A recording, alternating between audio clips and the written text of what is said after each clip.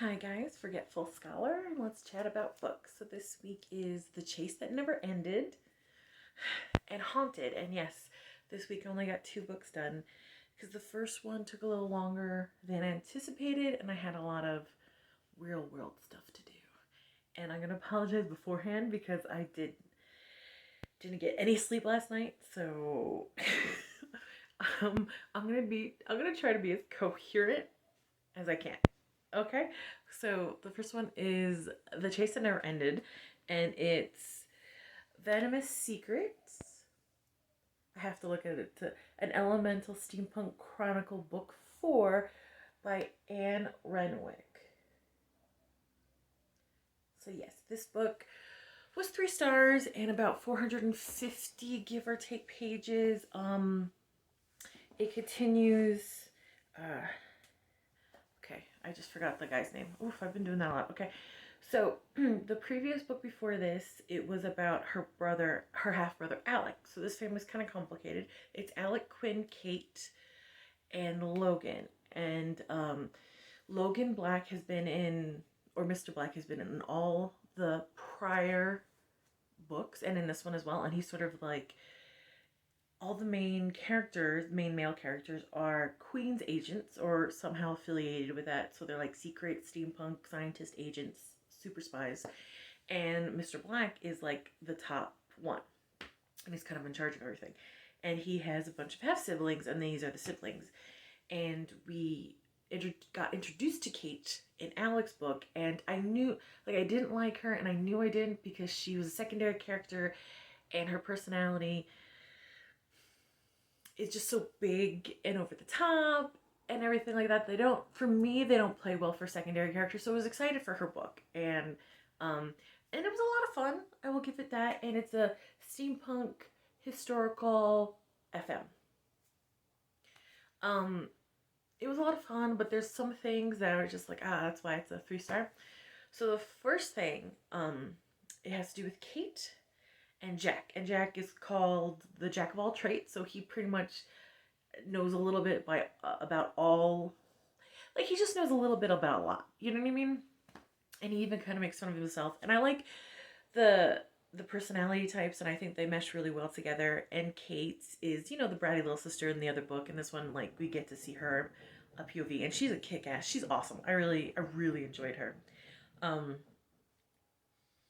so she's like a venom expert, and she does experiments with venom that I'm gonna leave there so you can kind of delve into that, because that kind of, she has a secret even from her family, and she believes it's from her birth father, and it's pretty cool ability, and it really comes to play in here. So there is a London vampire that they're investigating, but the vampire doesn't really drink the blood, but does poison the victims. So Logan, or Mr. Black, under duress, brings Kate in to the investigation because she just wants to be a Queen's agent. And Jack of all traits, he's already, working for the crown and everything like that. So they basically investigate together. And things conspire because Jack's family are a piece of shit. Anyway, things conspire, and it's sort of a forced marriage trope, kind of. It's very cute. I really like them together. There's some little misunderstandings, but I feel like it gets cleared up in like a normal, healthy way. It doesn't feel dramatized in that point, so that's good. Um, so one of Kate's threads is her birth father is not the man that raised her. And she knows this and she wants to know who he is.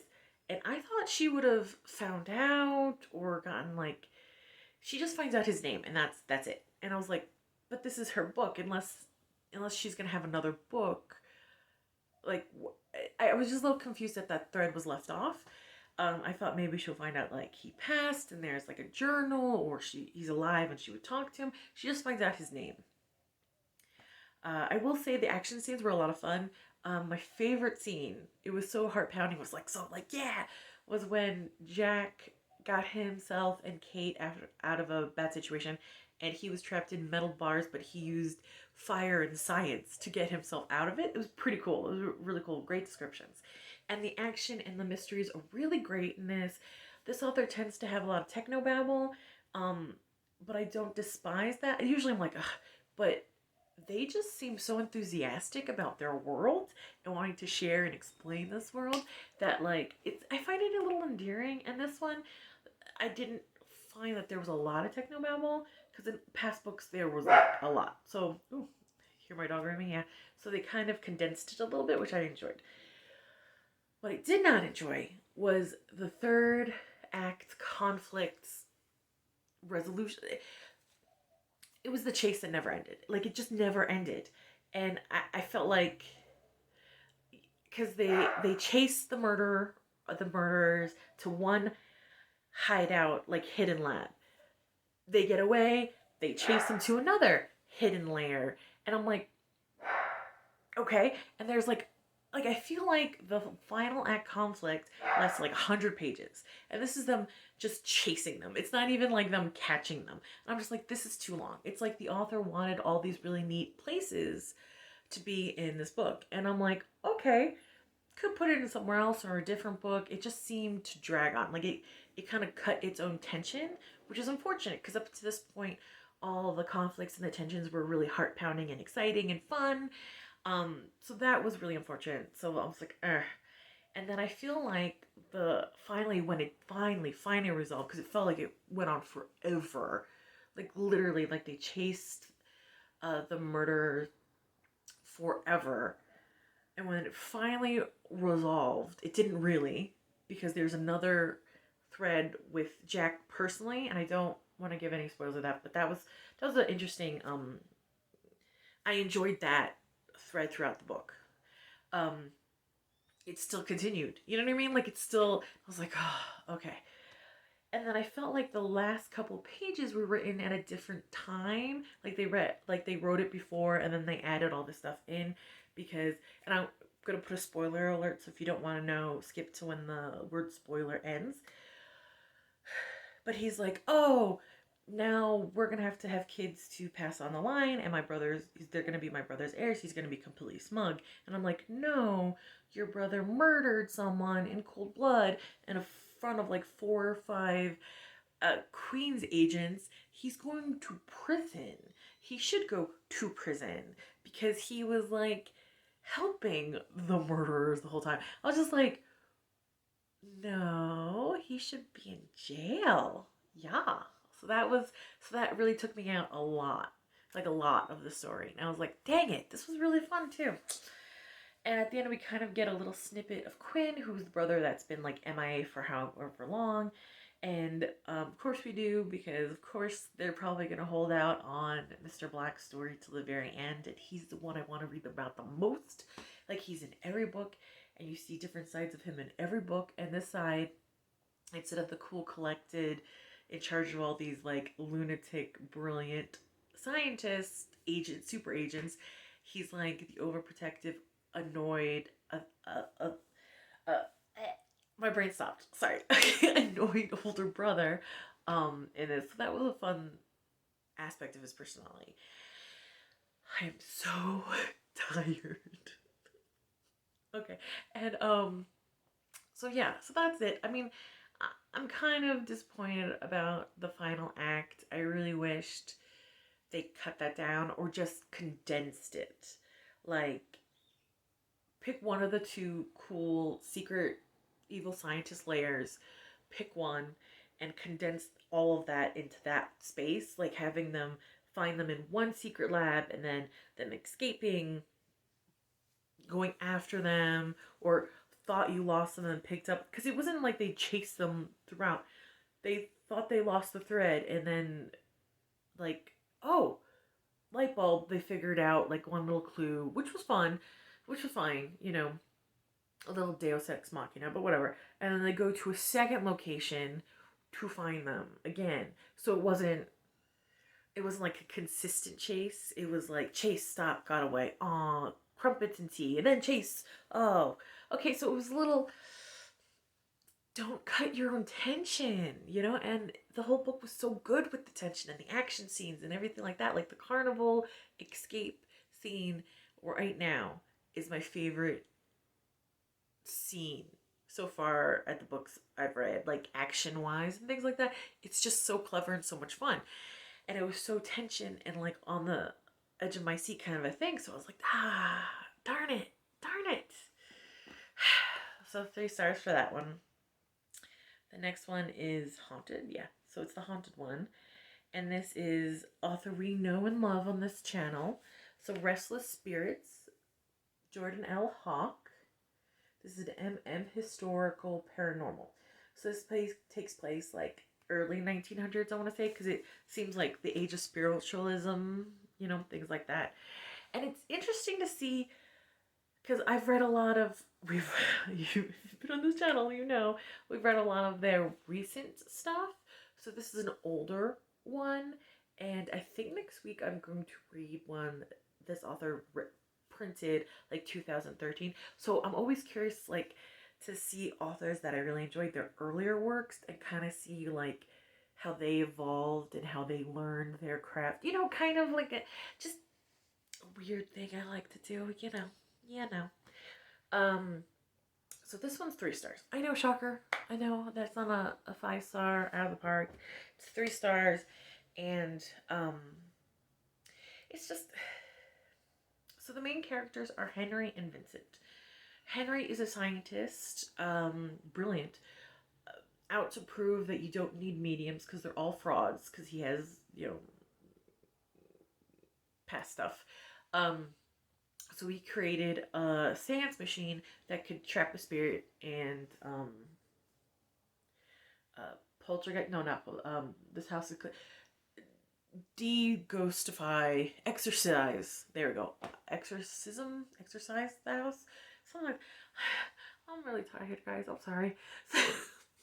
I'm trying my best. Okay, so Vincent is a medium that doesn't want to be a medium anymore. Like, I didn't connect with these characters as much as I wanted to. In the first 3 pages, we get Vincent, you know, he does like it's not him, but a ghost takes over him and does something horrifying and traumatic and everything like that. So he hates it. Understandable. It took a really long time to find out why Henry wants to replace human mediums with machines. And I think if we find that out a little sooner, I think his character would have been a little bit more likable. And it's not that I disliked him. It just, because he had these really great points. It's just he was so quick to temper and make conclusions. And to be fair, when he did make the incorrect conclusion, like, he apologizes and everything like that. Vincent is Native American, and he gets a lot of, like, you know, obviously a lot of racism is horrible, but he does. And his partner / foster sister, I think, because they seem really tight, is Lizzie. And I really wanted to like her character, because usually I really adore the secondary characters. They're really well rounded and stuff. I just didn't like her. Even at the end, I just didn't like her. I think we only really saw her stressed out, bitchy side. We didn't get to see more, you know, a different side of her. Henry is the guardian of his 16-year-old niece or cousin, who's half African American. She came, Jo. I love Jo. I actually really she was like the reason I kept reading, to be honest. I really, really loved her. And she came to live with Henry when she was 14, and he adores her and treats her well. She's also his assistant because she's really brilliant, and he's really overprotective of her, which, fair, you know. And everyone's always so shocked when he claims her to be his cousin because, you know, late 1800s, early 1900s, America, we're gross. So, and I think that's what Vincent's like, doesn't completely write off Henry in the beginning, because he sees how sweet and loving and accepting he is of Jo. And Henry, like, you like him. It's not like I disliked him. It's just like, okay, I just didn't feel a lot of sympathy for him until he tells you why he hates mediums. And then I'm like, okay, now I get it. Especially you were 15, that's fucked up. Okay. But I just wish they put that a little sooner. you know, because for a lot of it, you're like, ah, oh, man, you know, and they're very adversarial. So basically, like a rich, mysterious tycoon, like money guy, it's like, hey, I have this haunted house. Let's do an experiment. You do the machine. You guys be the mediums. Whoever wins gets $500. $500 back then is like $10,000 now, you know. So for most of this, most of this, they're at odds with each other, like competitors. And I was just kind of waiting for the moment that they're like, oh, we have to work together. It took a long time, but that's fine. Um, the hauntings and the ghosts and stuff was very creepy. This author is really good about that stuff. It was really, really creepy.